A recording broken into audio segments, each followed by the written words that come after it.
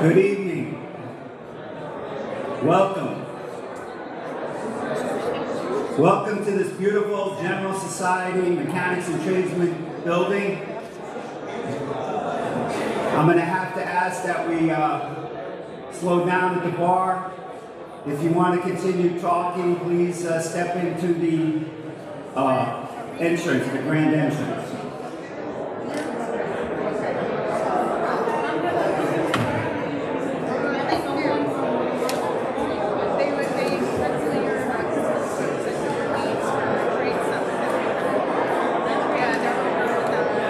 Again, I want to thank our executive staff at the Greater New York Chamber of Commerce, Ms. Elena Nat, our co-chair of International Affairs, Amit Shah, our partners, Duvi Honig, we need you up here too, from the Orthodox Jewish Chamber of Commerce. Let's put our hands together for Duvi. Building bridges all across the globe. We also have our good friend James Kim. He's going to be part of the program from the Korean American Chamber of Commerce here in the United States, almost 80 chapters. James, please stand up and say hi.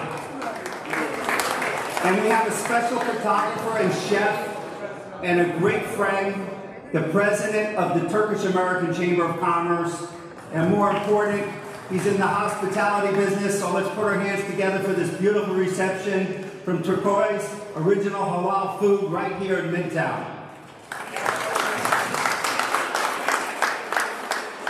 I'm proud to have been with the Chamber for over 2 decades. And as you can see, this is our 23rd annual, yes, no, it's 22nd. Gotta wait a year for that one, fellas, ladies. Our 22nd annual World Trade Week Awards. And what we try to accomplish is to encourage businesses to do more world trade. Now, we're a chamber of startups, entrepreneurs, hardworking people from all over the world, and they export. And we have to document it. Susan, you'd be proud of this. We have agencies come and they're looking for old records for many reasons, and we keep them there at the chamber. I want to thank Elena Nat and our executive staff. They do such a good job at the federal level that the Small Business Administration has selected the Greater New York Chamber of Commerce as one of the 10 regional drop-in centers in the country. And then once Duvi heard that, he said, well, let me get my good friend who is the administrator for the Small Business Administrator for the administration, and we're going to bring her here to New York. But today is about trade. Trade. Free, fair trade, that's what we want to accomplish. Can it always be free? Do we have to sometimes put a heavy thumb on some of the cost, or look at the labor, look at the quality of life, look at the dumping? And that's what I think we're going to talk about, because we have such a great country, people are flocking to get to it. And we want them, but we want to know who they are. If you come to a chamber event, we check you in, we want to know who you are. If we have problems, we have people like Richie Taylor in the house, so please cooperate. And we want to do that on the global level. So I'd like to call Brian Tebner from Empire State Development up here, because we're going to have a little panel. And I know, Duvi, you want to say some remarks, or should we go right to the panel? Go straight to the panel. Go straight to the panel. So right next to so we have up here Susan Thomas from the federal government, and you can see that she is the acting commissioner for the U.S. Customs and Border Patrol, and that encompasses a lot. We also have our good friend Brian Tebner here from Empire State Development, and they have a fantastic global New York program. So we're going to find out why and how we use these agency resources. And some of the great people in the house that do the cargo, the freight. I know Korean Airlines is coming up later, and they do freight, cargo. And that is why our members of the Greater New York Chamber of Commerce, and of course through partnerships, the Orthodox Jewish Chamber takes advantage of exporting billions of dollars every month to dozens and dozens of countries. We have the relationships with the trade ambassadors. Some of them are recognized in the program, and we'll be bringing them up later. We have Chamber of Commerce partners. But today, I know you came all the way from Washington, D.C., Susan, and I think we need to get you a microphone. Doobie, why don't you say a few remarks while I get the handheld mic?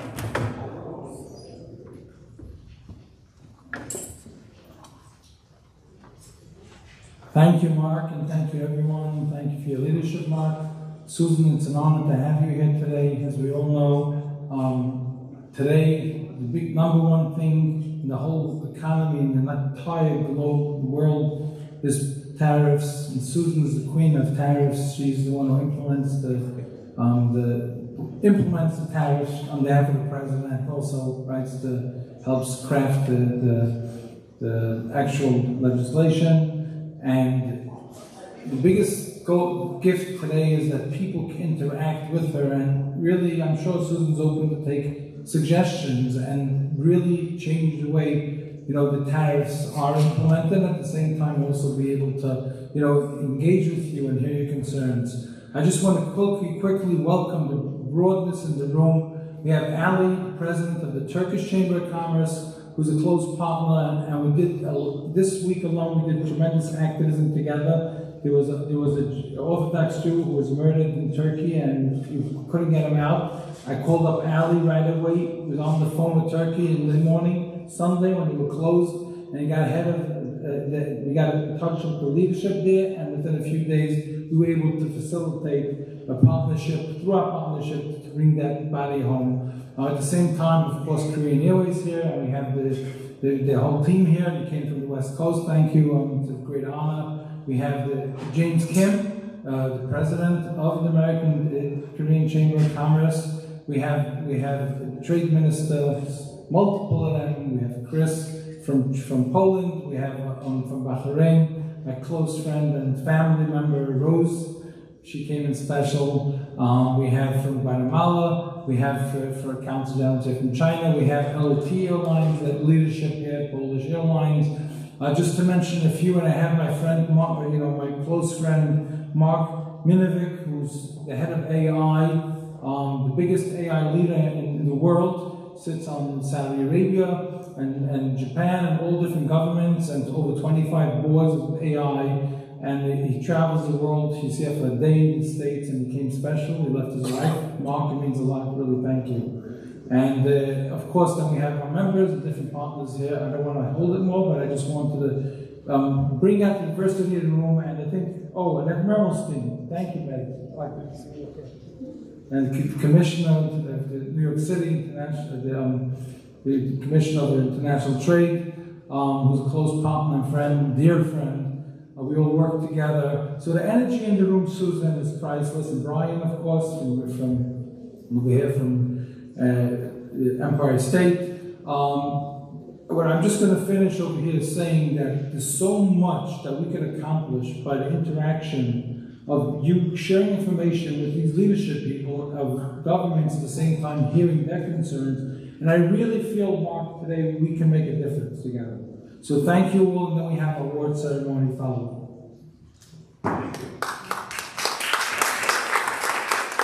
So let's see.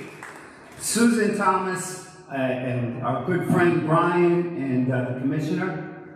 I'm going to moderate this because we want to get back to what makes New York work, business and networking. But this is great information, and we're going to invite these leaders to do webinars. And if you go to chamber.nyc, and we're going to share that information with our other chambers, you can see a whole catalog and learn. And if you don't see it in the catalog, you can call 212-CHAMBER. We'll hook you up with whatever part of the world you need, what you need. We have a law center. And as I said, we're one of the 10 regional drop-in centers in the United States, just appointed in 2025 by the Small Business Administration. So Susan, in about 2 minutes, can you tell us a little bit about your agency and what enticed you to come all the way to New York on this rainy day? All right, good evening, everyone, and thank you for the warm welcome here tonight. I did just get in from DC. I've been running down the street, and I appreciate you all having me and the warm invitation to come and talk to you all tonight.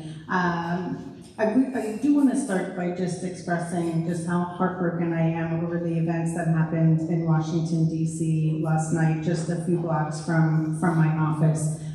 It was really a senseless tragedy that happened at the Capitol Jewish Museum, and my heart just goes out to everyone here, their families, and everyone that's been impacted by that. So I just wanted to start with that. I am the Acting Executive Assistant Commissioner for the Office of Trade at Customs and Border Protection. And my office and Customs and Border Protection are responsible for enforcing over 500 trade laws impacting over 49 different agencies that regulate cargo that is inbound and outbound from the United States. So we issue rulings, we issue policy guidance. My office is responsible for the automated commercial environment, which is the system that we use to process all the cargo and the conveyances that transport cargo in and out of the United States. So we have over 1,300 employees just in my organization alone. CBP is over 66,000 with the vast mission we have between the various mission sets that we have. But I will tell you that the trade and cargo mission, the economic security of the United States, is tied completely to our other missions, the agriculture mission, our national security mission, our border security mission. You can't do one without the other, so we all work hand in hand at CBP to protect the homeland, which is what is very important to me. Thank you. Brian Tebner, Empire State Development, Global New York Division. Tell us about your agency. Yeah, absolutely. And thank you again also for the invitation tonight. It's wonderful to be here.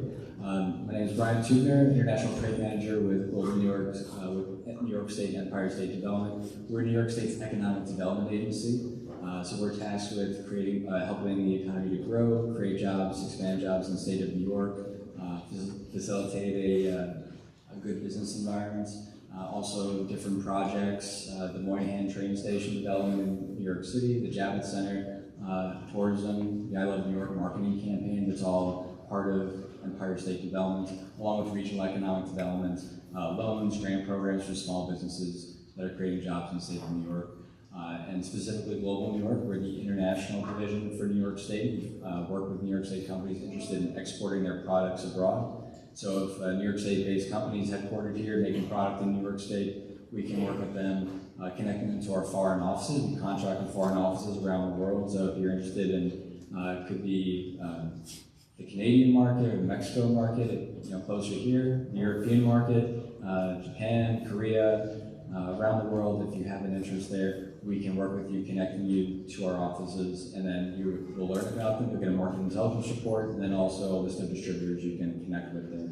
We also have grant programs, so if a company wants to go to a trade show that might be in Canada or the UK, for example, we can offset the cost of them exploring those opportunities to increase export sales from New York State.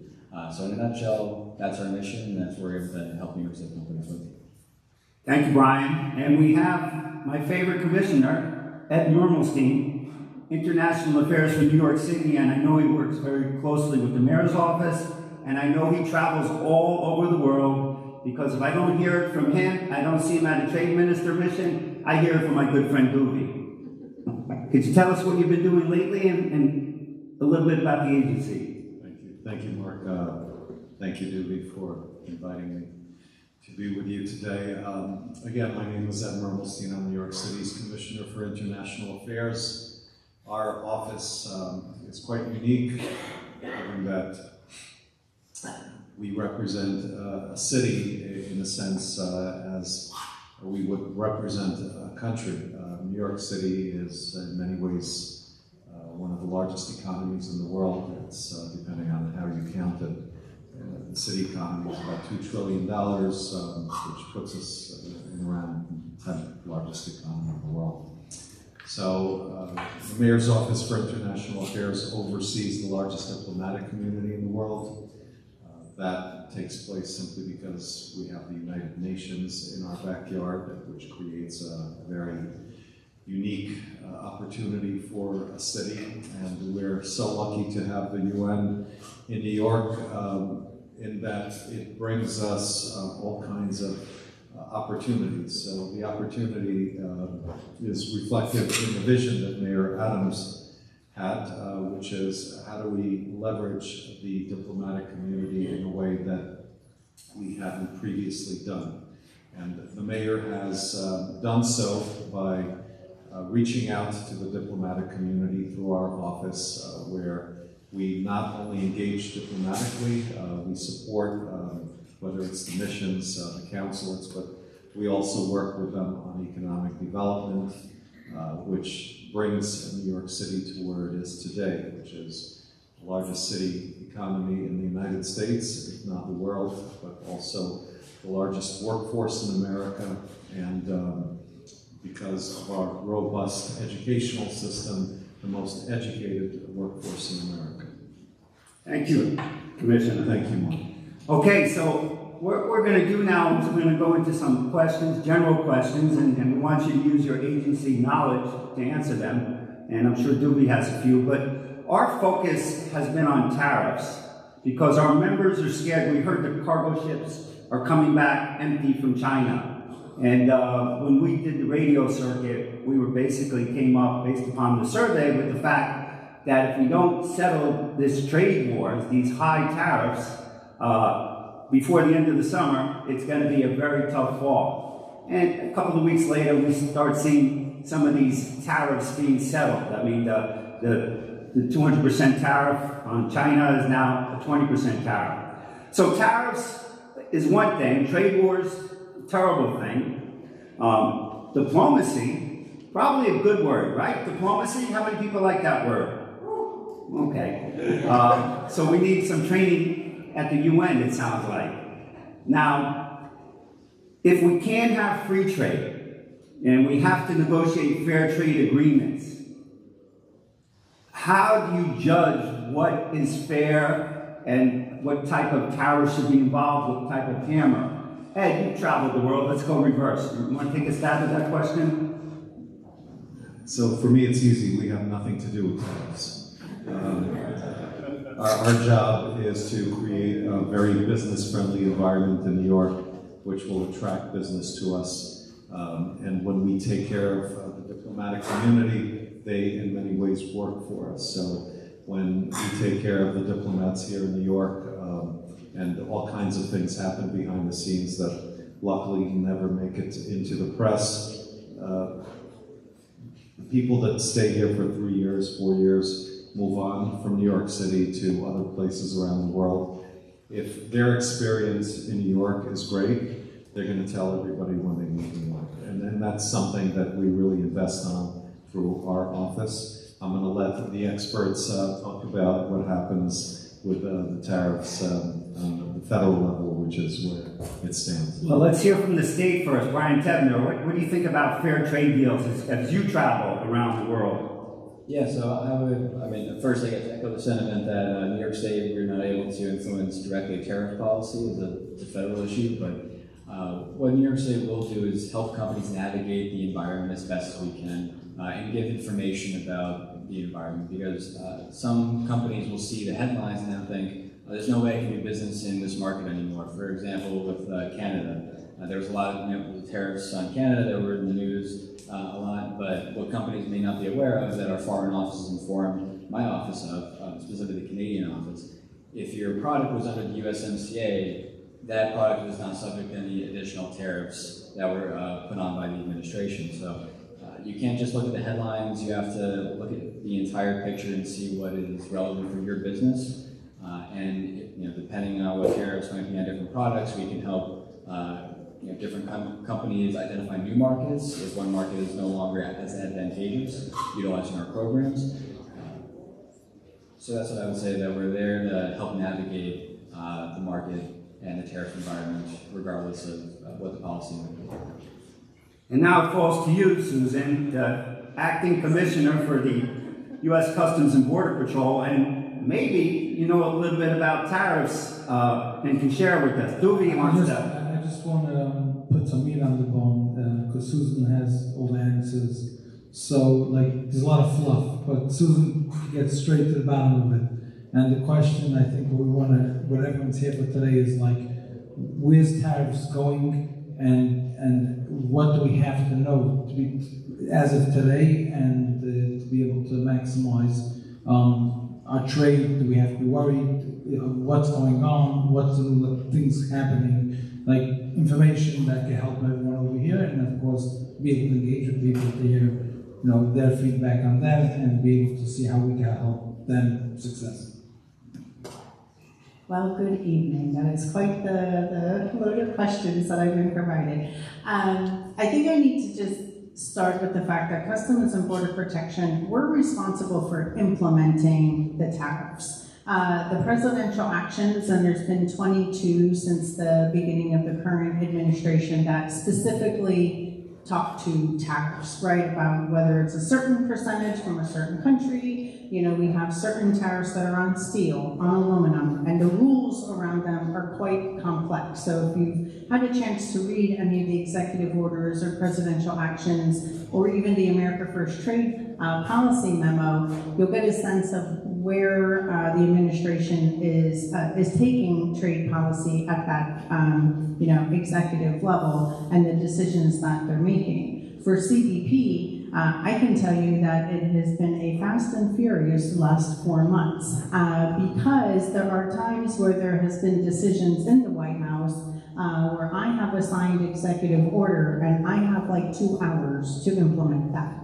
And I know how challenging that is as a federal agency who needs to put out policy, who needs to put out guidance, not just guidance to the trade stakeholders, but also to our field operators that are at the 328 ports of entry, right? They need to be prepared for what is coming next.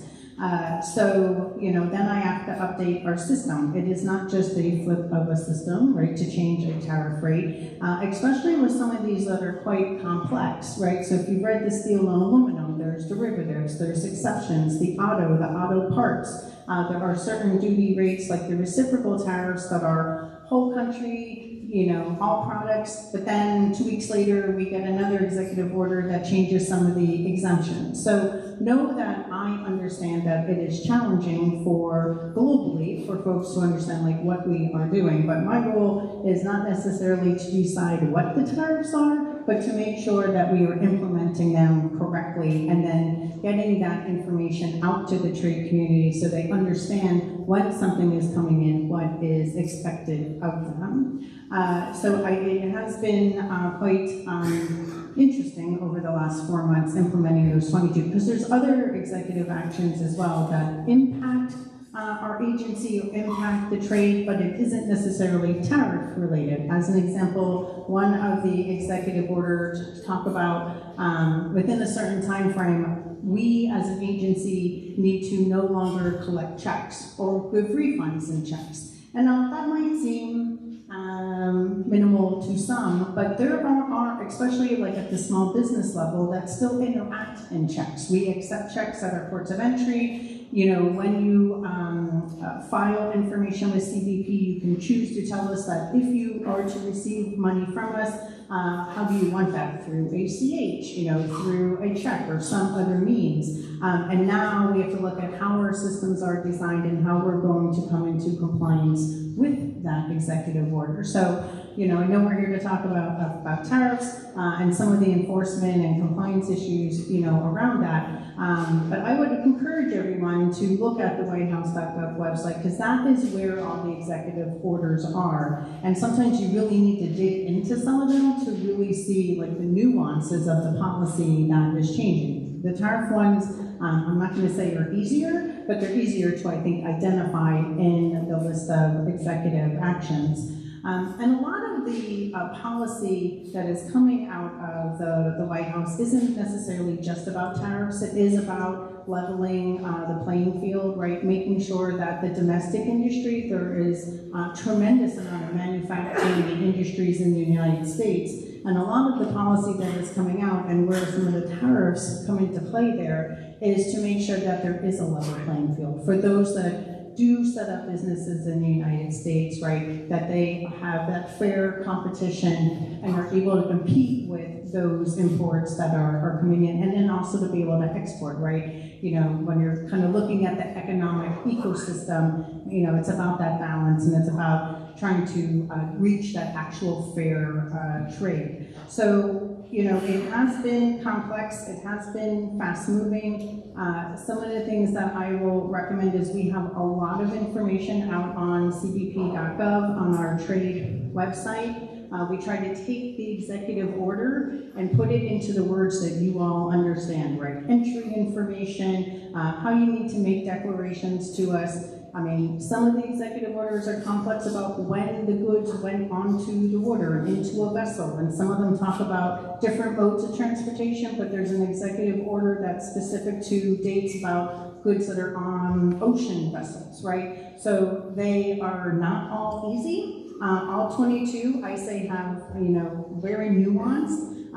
You know, for the reciprocal tariffs, we did have the 145%, but then some of the countries a couple days later had some reprieve and it backed down to 10%, and then a couple days later there was other changes. So you really need to be, whether you're looking at our website, we put out also messages through a cargo messaging system. You can sign up to get email alerts to you when we're putting out policy or automation changes surrounding the tariffs. So there are a number of ways to stay abreast of the changes that are coming out from us. And we are also doing like webinars and other things that around like the classification. There are other ways, you know, Chapter 98, U.S. goods returned, like do they apply, do they not apply? You can't say that every one of the executive orders is exactly the same, so you really need to dig into those details, and we're trying to get that down to like the most common, easy language for folks to understand. And believe me, I carry around a book around the Ronald Reagan building in DC because I have little charts about if this, then that, and does this apply? You almost kind of need to do the same depending on what you may import or export. Thank you, Susan. So, Brian, coming back this way, looking optimistically through the rest of the year, maybe even into 2026, what countries are we looking to visit as a global New York? Yeah, and starting off on the optimistic note, I think that's something really important, that companies shouldn't be deterred because of the recent tariff policies. They are coming down, it seems. It's not that, there was talk that it was going to be a full-blown trade war that was going to last for a year or something like that, and that doesn't seem to be the case at the moment. I was mentioning this on another webinar I was doing, that companies should still stay engaged. They shouldn't just be pessimistic about it, and U.S. companies that are engaged may find themselves to be one of the few that do stay engaged, because a lot may be deterred, and then you're going to be in an advantageous position with other countries, other markets to sell your products internationally. So don't be deterred, stay engaged, and you can utilize federal, state programs, local city programs as well in order to facilitate exports and increase your sales that way.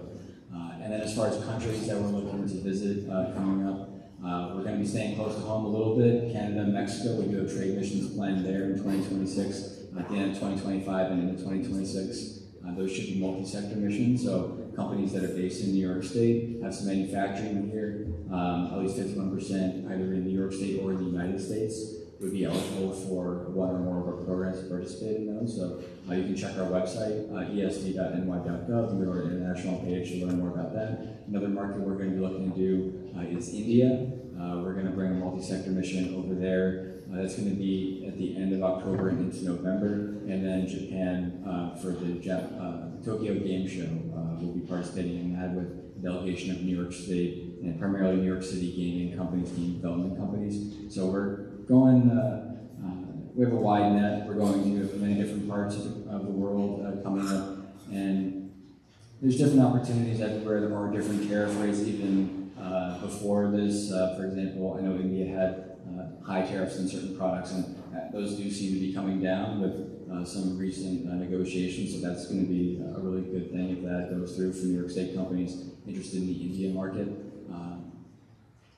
And in addition to those, we'll see what comes up, but companies are welcome to explore pretty much any market in the world through Global New York. Thank you, Brian. And Commissioner, here we are at the crossroads of the world. We have the United Nations just to the east of us. We're at Times Square. We have ships coming in on the Hudson River. And I think you have something to do with that. You hit on it in your intro, that it's our job to make people love New York City. So optimistically looking forward, Are there any countries that the city has planned missions to, and what do you see on the near horizon? So we're, as I mentioned earlier, we're in a very unique position that most everyone comes to us rather than us having to go to the country. But with that said, New York City is in a very economic position. We just announced a budget of $116 billion with a fairly nice cushion within that budget. Economically, we're doing quite well. Our unemployment rate is one of the lowest that we've had in a very long time. Job participation rate in New York is at historical highs. New York is doing quite well. With that being said, we always have to compete no matter what, because the world is always looking to take our mantle away. So it's always a friendly competition. New York is a city that's been well known as the financial capital of the world. What most people don't know is today we have more technology jobs than we have finance jobs. And why is that happening? Because we play the long game. 15 years ago, plus or minus, Mayor Bloomberg recognized that we need to diversify our economy, and he focused on making New York City a player in the technology and life science space. Fast forward 15 years later, because of Cornell Tech and many other investments that have been made along with our state partners and our federal partners, New York is #2 in technology globally. We are somewhere between 3 and 4 in life sciences globally. This is something that doesn't make the press, but I can assure you that that is why New York is in the financial position that it's in today. And we will continue to compete at the highest level, and we hope to be #1 in technology and life sciences.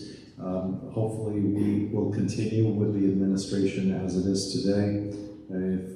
I believe if Mayor Adams gets reelected, we will be #1 in the other 2 sectors within 3 to 5 years. With all of your help and with the help of our international partners. We've been in Korea many, many times under this administration. We've been in Israel many, many times under this administration. These are our strategic partners, along with Canada, which is continues to be a very, very strong partner of New York City.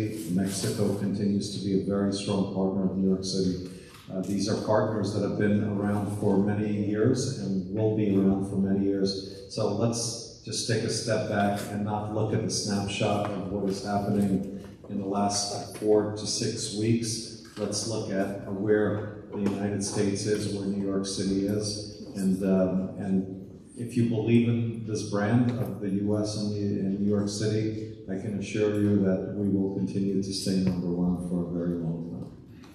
And you gotta love that optimism. So let's put our hands together for our friends from our federal government, our state government, and bravo our New York City leadership. So we have something for somebody who came from very far, a special gift from the Orthodox Jewish Chamber, and I guess the Greater New York Chamber of Commerce. And you want to read it? I think this is good.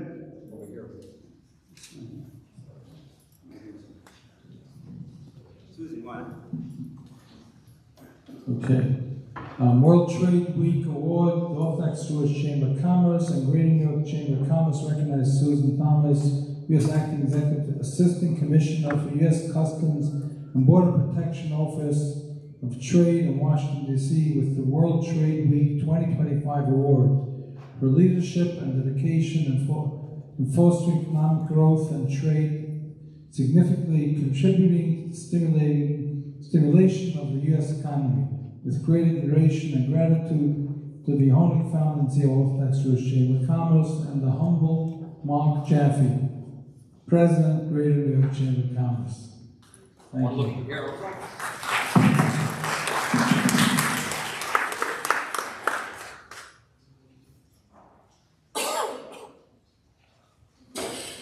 So, like we said, go up to the podium and get some pictures while we. So it's a cold, rainy night, and we have an ambitious agenda. Can you fault us for that, or do you like it? Okay.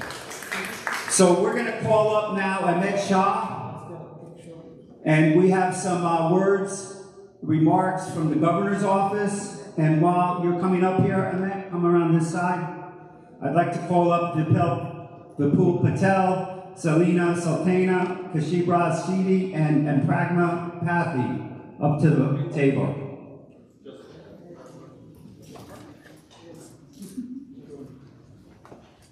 Okay, so thank you so much, Mark. My name is Amit Pratap Shah. I'm the co-chair of International Affairs, Greater New York Chamber of Commerce. And today we are very pleased, along with the celebrating having a reception for the World Trade Week, we also celebrating the Asian American and Pacific Islander Heritage Month. As many of you know that this May month is also celebrated as the AAPI Heritage Month, recognizing the influence and contribution of the Asian Americans as well as the other Pacific Islanders to the history, culture, and the contribution towards the United States.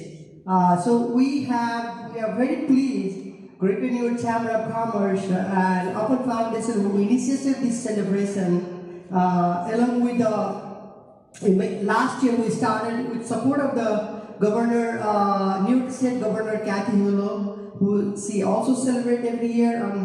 Actually mentioned this year also we're having a celebration at the Gracie Mason on 30th of May next week, and we received the proclamation from the Governor. I would like to hand over to our President and CEO Mark Jaffe. We received the proclamation from the Governor of the New York State, recognizing the Asian American Heritage and Pacific Islander Month, and the Chamber, Greater New York Chamber of Commerce, as well as the Orthodox Chamber of Commerce, contribution to recognizing the Asian Americans' contribution in trade and then also contributing towards the city and the state. So thank you so much, Mark and Dubey, for having us. Having this platform to celebrate this AAPI Heritage Month, and this auspicious occasion, we also honoring some of the pioneer Asian Americans for their contribution to our society, to our country, to our state. And first of all, I would like to introduce first honoree of this 2025 honoree of the AAPI History Month, Keshav Raj Serai. Business of the Year Award. He's a lawyer by profession, as you say, and he is the owner of the law office of the Keshav Raj Serai PC. He's right in Manhattan, and one of the very well-known legal firm. His website is greencardmaker.com. I also like to request Commissioner of International Affairs of the NYC Mayor Office to join. And also we have a very special guest tonight, 108 Sri Tahal Maharaj. He is our spiritual leader. So if you can join on the podium, that would be really great for her blessing. So thank you, Keshav Raj Serai ji, for your contribution towards the city, to community. Thank you so much. Next honoree we have Dr. Vipul Patel. He is a medical oncologist by profession. And he is also the administrator of the Bab Swaminarayan Mandir in Flushing, and he also served in the Community Board 7 of the Queen's Community Board 7. So we are pleased to give him this AAPI honor for the community service, Chamber AAPI Community Service Award, Community Service Award to Dr. Vipul Patel. Thank you so much, Dr. Patel. Next, we have a very well-known woman entrepreneur, and then Women Entrepreneurship Award for 2025 AAPI Women Entrepreneurship Award goes to Selina Sultana. She is owner of the Exclusive Creation NY based in the Queens, and she is very well-known community leader also from the Bangladeshi American community. And thank you, Selena, for your contribution as an AAPI business woman to our city and country. Next, we have a very young and dynamic leader, none other than Pragya Pandit. She is the president of the Upper Foundation Student Welfare Committee, but more of that, she is also the intern of our Greater New York Chamber of Commerce. So this AAPI Youth Leadership Award for 2025 goes to Pragya Pandit, and she is also served as a co-teacher of the Regional Campus Society. She dedicated her time volunteering every Sunday running the class. So thank you, Pragya, for your contribution and being a role model for the many young generation to along with having their academic excellence to also contribute towards our society. So these are the honorees of the 2025. I would like to stay here for the group picture, and I would like to, since our spiritual guru is here, I would like to request Guru Maharajji to put the khada on, and that's our tradition for the AAPI history, heritage celebration, and we have very special Mithila khada, and before we put that, I would like to also call here S.C. Sumanji, very well-known artist of the Mithila heritage from Nepal, whose artwork is being displayed here. If anybody interested to join in the podium for a group picture, thank you. Eyes over here. One second.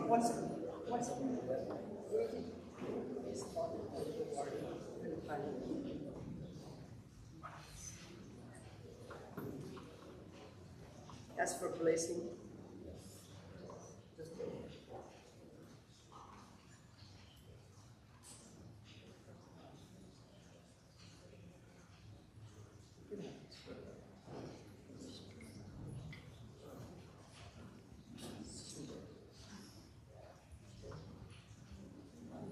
Now we can have a group.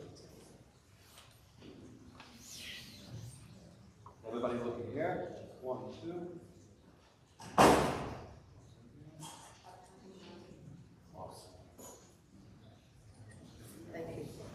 Thank you. So I want to thank all the Asian American Pacific Islander awardees. And I have to tell you something about this man here, Ahmed Shah, who I have traveled the world with. He has risen quickly from being a member of the Greater New York Chamber of Commerce to being a founding member of the Nepalese Chamber of Commerce, an elected member of Queensport Community 6, and the co-chair of our international committee. And if you didn't hear before, we have a law center here. We can help you go through the complications that Susan is an expert at. We appreciate that, Commissioner. Your job must be tough with the changing what we call whiplash regulations. So we do want better planning, and I want to thank you a lot. So again, we want to get to the closing reception, and I want to call up my good friend to the stage, Dr. Joseph Scelsa.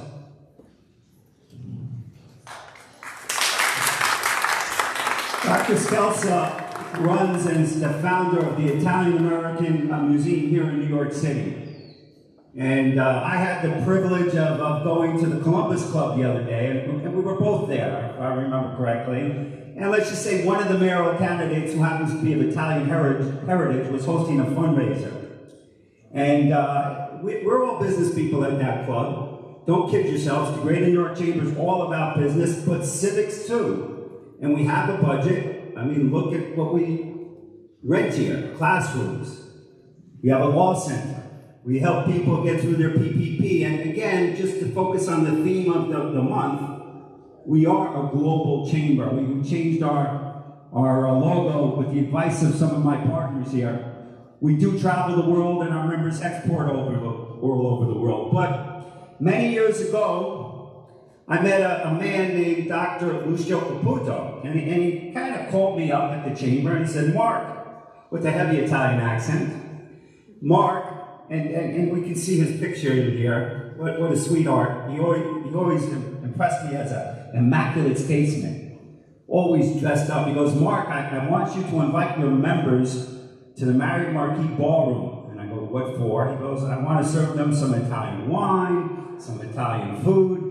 I go, wow, this sounds very expensive. And a lot of our members are small businesses and startups. He goes, No, it's on the country of Italy. It's on me.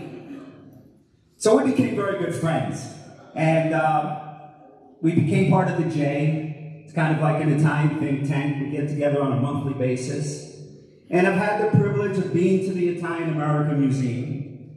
And I said to Dr. Joe Scelsa, I said, we do this every year. Last year we honored Tony Danza. He's quite a statesman in his own right. We honored Arthur Aidala, who's one of the most famous attorneys in the world. But I think right now, Dr. Caputo's smiling down because you can't pick a better Lucio Caputo statesman than Dr. Joe Scelsa. So, Doctor, would you come up and tell us a little bit about the Italian American Museum? Sure, I'd love to do that. Italian American Museum is founded by me, obviously, but it's right on the corner of Grant and Mulberry Street. Now that's an immigrant center, not only for Italians, but for all immigrants that come into New York City. But Italians have a special place there on Mulberry Street, and it's a special place in their hearts. My grandparents came there, and my father was born there. So we wanted to go back to where the roots started in New York, and that's where it is, on Mulberry Street. So I invite all of you to come down there and to visit it and to see it. You'll see 500 years of the Italian experience in New York. And that's a long history. It was 500 years ago, Verrazano arrived in New York Harbor, the first European to arrive on the harbor of New York, and basically didn't even know it was New York at the time, would become New York 100 years later. But in any case, I would love to have you all come down and see us.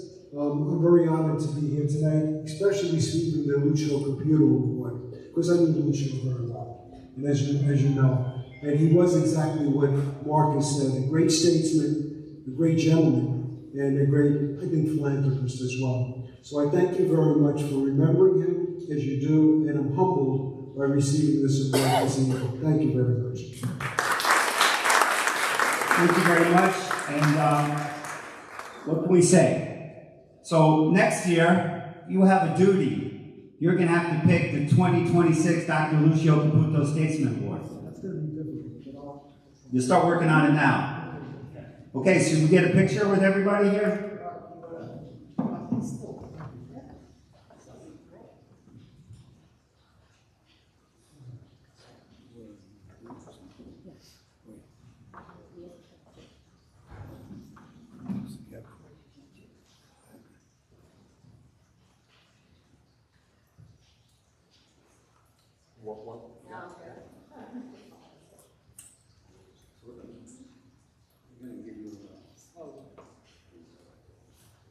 One more?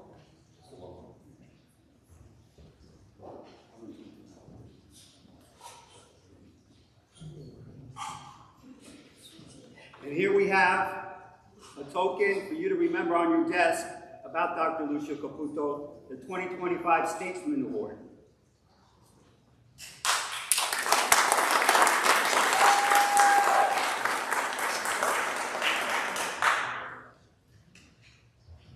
Okay, so now I think we're going to do a little ceremony with our good friend from the Turkish American Chamber of Commerce. Oh, no, I jumped ahead. We have to call up James Kim, the chairman of the Operations Board of the Korean American Chamber of Commerce of America. And as I alluded to in my opening remarks, he's got almost 80 chapters throughout the United States. And if you don't know, here in New York City, we have Little Korea, just 10 blocks south. And I want to say a few words about the Global Impact Award before we give it out. So my good friend James Kim has shown me a great culture, great people. The Korean people from the Republic of Korea are hardworking, family-oriented, they have democratic values, and they believe in capitalism. And if you look at a map, they're in a precarious situation. To the north of them is a country that doesn't have those values. So We love your country. We love the contributions that you're making here in New York and across America. And I know that we've traveled a lot this year together, and we've talked about the Korean-American Partnership Act. And this is a program that we're trying to get passed through Congress that will allow 15,000 hardworking Koreans to come to this country, invest in factories and plants and jobs, and to bring those values here. And that is so ironic because our good friend Dubi Hornet from the Orthodox Jewish Chamber of Commerce reported to us that Korean Airlines is investing billions and billions of dollars to do just that starting this year.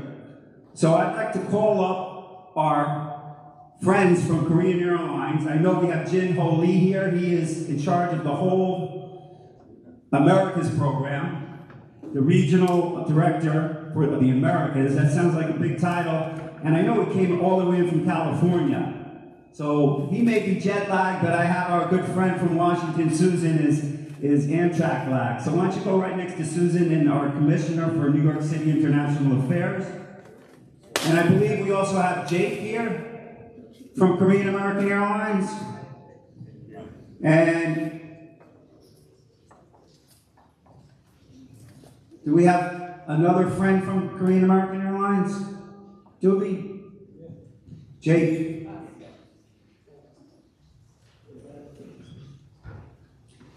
This must be Jay Shem. Mr. Jay Shem.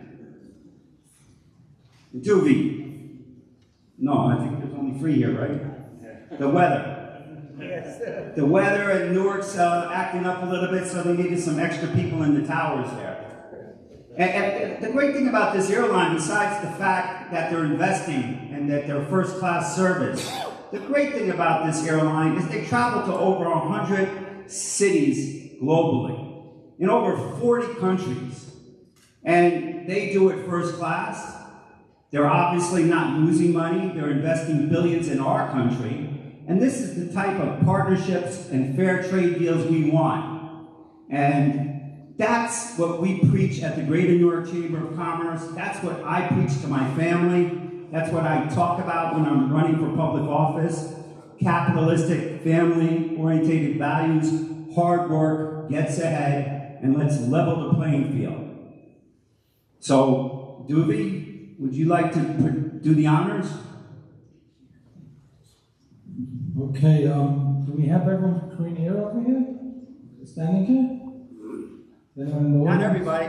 Just Okay, it's a true honor to be able to have over here with us, first of all, the president of the Korean Chamber of Commerce, James Kim, our partner, who involved us all together in Korea, right, Mark? And of course, Jin Ho Lee, who's with us today.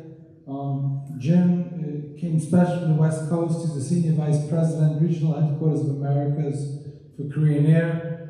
It's a great honor to be able to present Korean Air, the Orthodox Jewish Chamber of Commerce and the Greater Chamber of Commerce recognize Korean Air with the 2025 World Trade Week Global Investment Impact Award for committing to $32 billion investment in the U.S. economy, stimulating international trade, job creation, economic growth in the United States of America. To the Honorable Orthodox Jewish Chamber of Commerce, Mark Shafee, President of the Greater New York Chamber of Commerce, and of course we have Susan here, who's a witness of who's sitting day to day with the President, within the tariffs and the U.S. Border and Customs Controls, and implementing the President's wish and advocacy to be able to get investment in the United States of America, to witness firsthand, how important this is to us, the United States of America, to stimulating job creation and business development.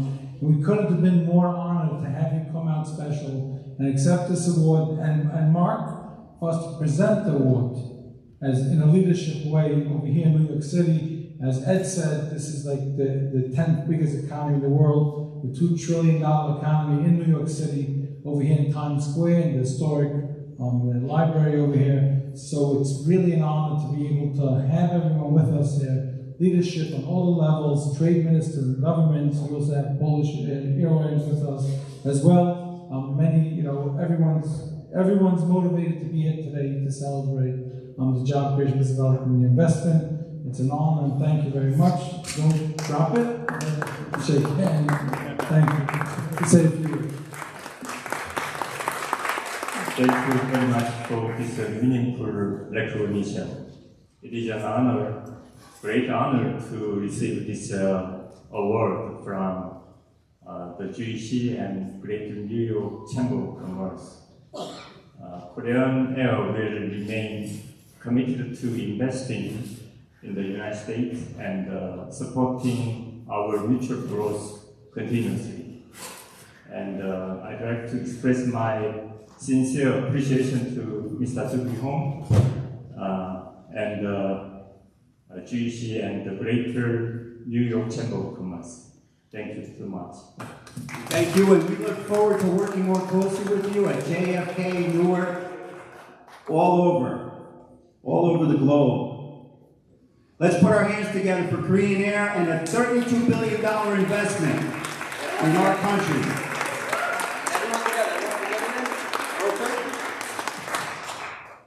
Just bring the sun down a little, the flat down. Just lean it through me a little bit. There we go. Much better, thank you.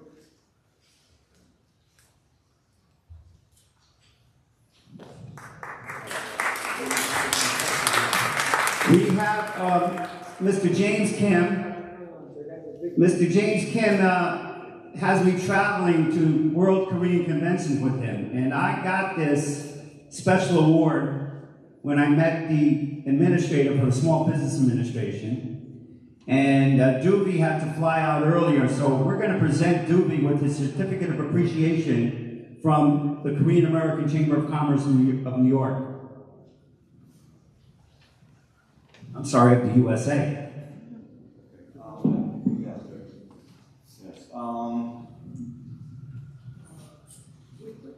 Ladies and gentlemen, I'm James Kim, Operating Chairman of the Korean American Chamber of Commerce USA.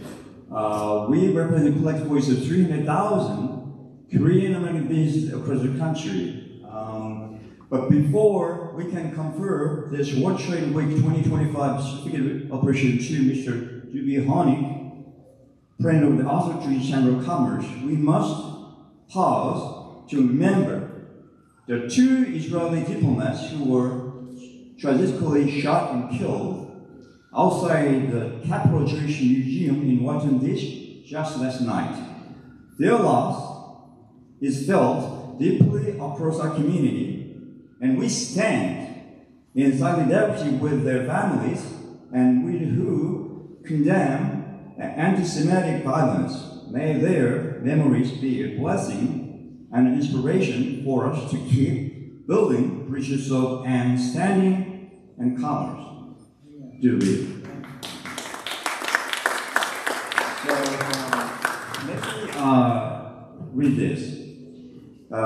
Certificate of appreciation presented to Doo-Bee Hong, President of the Oslo Jewish Chamber of Commerce, in recognition of your outstanding partnership and valuable contribution to the World Korean Business Convention held in Atlanta, Georgia, from April 17 to 20th, 2025. Your leadership and support as a key partner were instrumental in the success of the event. We especially thank you for serving as trade ambassador for the World Korean Business Convention 2025, demonstrating your commitment to advancing international trade and fostering stronger ties between the Korean American business community and U.S. institutions. Present in celebration of World Trade Week 2025 with heartfelt appreciation for your unwavering dedication, collaborative spirit, and enduring friendship. May 22nd, 2025, James Kim, Korean American Chamber of Commerce. Thank you. Thank you, Doo-Bee. Thank you, James. It's a true honor. And thank you for comforting words about the unfortunate situation what happened in Washington with the murder of two Israelis by the embassy yesterday. I spoke today in the morning to the Israeli Foreign Minister, Gideon Saar, as Chief of Staff. We're working on things together, and she literally told me that one of the women who was murdered in front of the embassy was supposed to lead a mission next week with him together. So it really hit close to home, and we're here today to build peace and build bridges through commerce. And to reverse it, we have over here, we have Ali from the Turkish Chamber of Commerce who work closely. We have Korea, we have India, we have Pakistan, we have Bahrain, we have Poland, we have many other governments and countries who could have different divisions within them, but through commerce they're united today here in the room. And Susan, you brought everyone together, so thank you for that.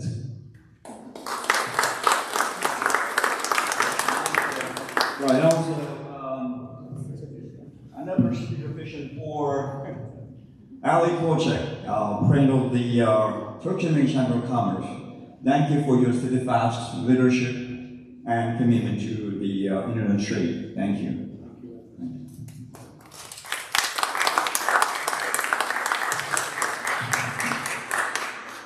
And eyes open here.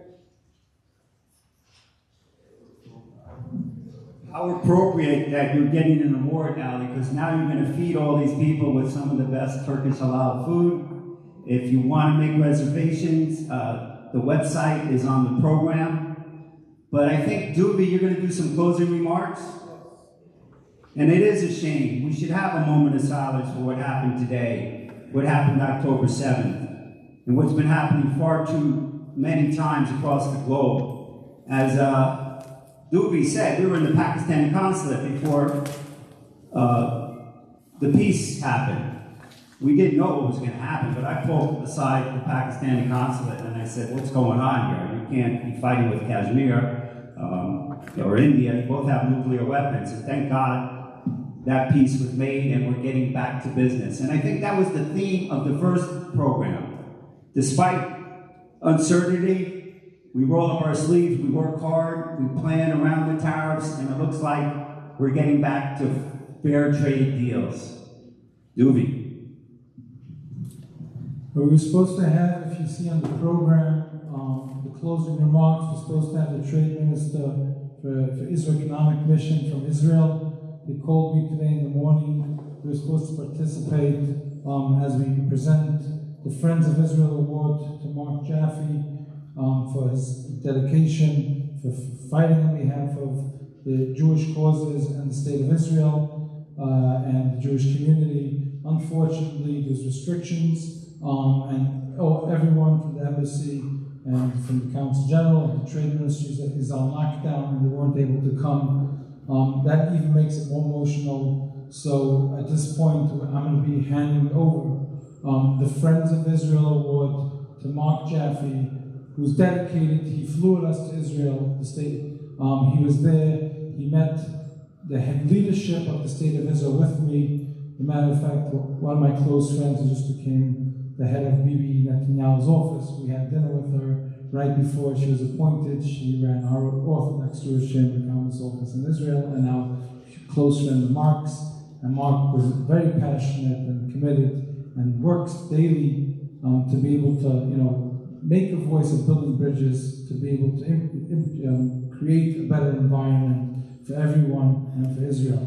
The Orthodox Jewish Chamber of Commerce is proud to present Mark Jaffe with Friend of Israel Award 2025. Mark stands as a true ally of the Jewish community and the State of Israel. We commend his relentless dedication to strengthening ties and promoting the State of Israel among both Muslim and Jewish communities here in New York City and around the globe. We honor his outstanding and impactful advocacy in building bridges between communities and fostering commerce.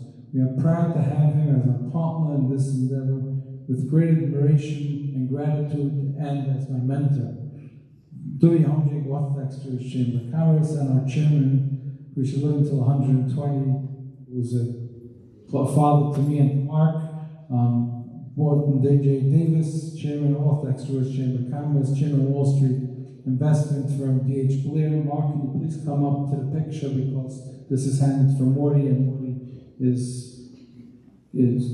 our father, and honored to have you with us here tonight. Special. Can I ask everyone to bring up there so we'll take a picture with all the Mortys together? We should do this first. Okay. Oh, this is quite humbling. And Doobie's right.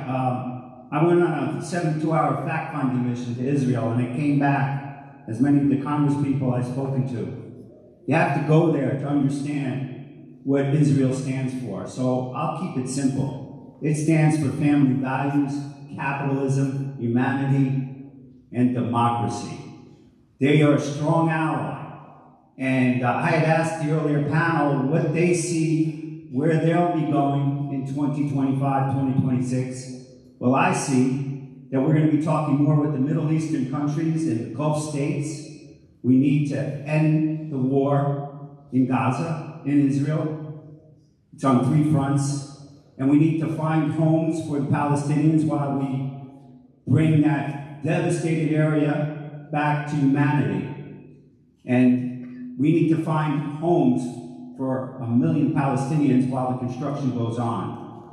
That is something that we will be working hard on to make a world-lasting peace, creating jobs, opportunity, and democracy throughout the globe. Thank you, Julie, for this award. Oh, Orlando Ross is in the house. Speaking of congressional leaders, he works for our good friend out of Brooklyn, Congresswoman Yvette Clarke. And I'm sure you have a few words from Yvette. I know she couldn't be here today. Orlando's the district representative for our good friend Yvette Clarke. I knew her mother. That's how long I've been around, when she was a city councilwoman. And she is, wouldn't you say this, Ed? I'm sure you know her, a mensch out of Brooklyn. So, Orlando Ross.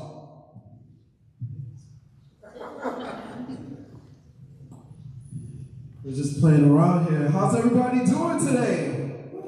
All right, my name is Orlando Ross. I work with Congresswoman Yvette Clarke, and we wanted to thank President Jaffe for inviting us to this event. Right now, Congresswoman couldn't be here with you. As you know, she is working to fight for our democracy as we see it. And I just wanted to present some citations on behalf of the Congresswoman. One of the key things about Congresswoman Yvette Clarke, she's the chair of the Congressional Black Caucus. Not only is that she's the go-to person for AI technology and making sure that our businesses are well equipped in order to survive and deal and pivot in this economy, and making sure that we have fair and equitable policies and legislation regarding artificial intelligence and algorithms. So I want to just be real quick. So we have a citation for President Mark Jaffe. Did I say it correct? Jaffe? So I'm Panamanian, so we call it Jefe. Chief. But we wanted to give you this a certification of special congressional recognition on President Mark Jaffe, Greater New York Chamber of Congress, in recognition of outstanding and invaluable service to our community in Brooklyn and beyond. Thank you so much, sir.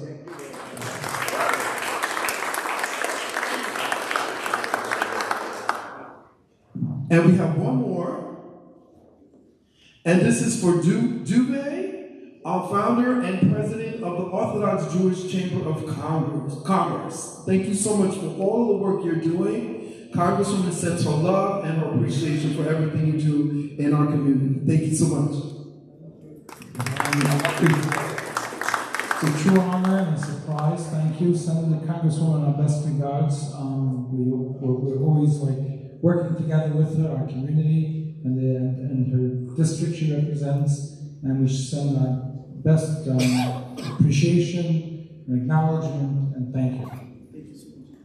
And Mark is the head of the AI. So I'll introduce you. He's number one AI. You got to talk. You got to talk. And on that note, networking works. So here we are in a room. Everybody come up with their awards. The Asian awards, the Helena, you have to come up for some pictures. But this was a great trip around the globe, right here from the capital of the world. And again, I want to thank all our distinguished guests and all our distinguished members because you make the chamber programming run. If you have any comments, concerns, you know you can email Helena or info@chamber.nyc, or the good old-fashioned way, just call 212-CHAMBER.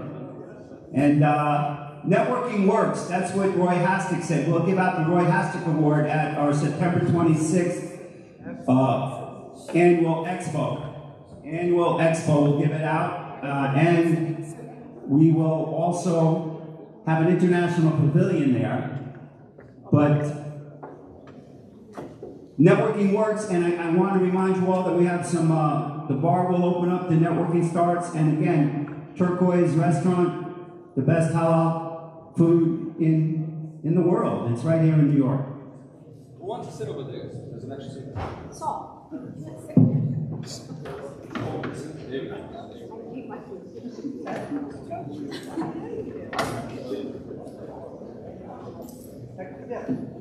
It's an open seat over there. Anybody or no?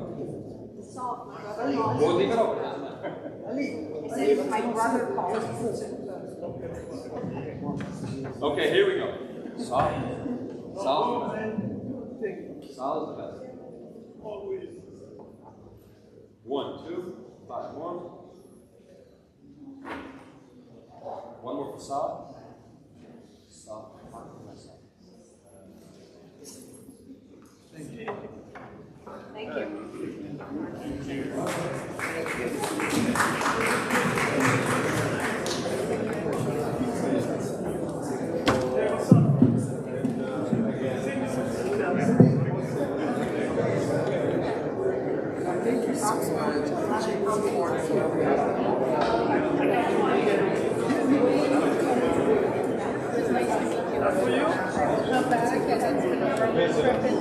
But I will. I'll reach out and I'll work with my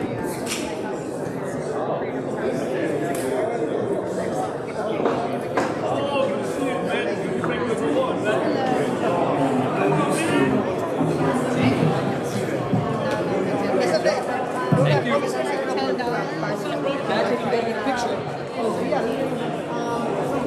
Ready?